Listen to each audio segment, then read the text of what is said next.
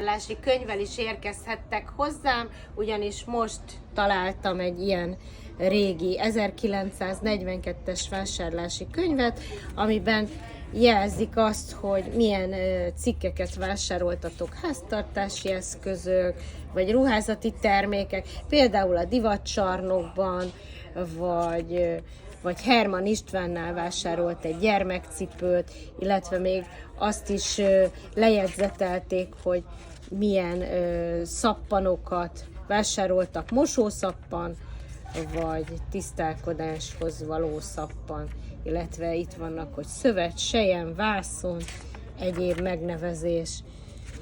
Az elején pedig itt van a név, és még itt fel kellett tüntetni a vallást is, nyilván, hogy ez a II. Világháború ideje alatt történt. Ilyen érdekességekkel is találkozhattok nálam itt a Lőrinci Bolha piacon. Kövessetek be!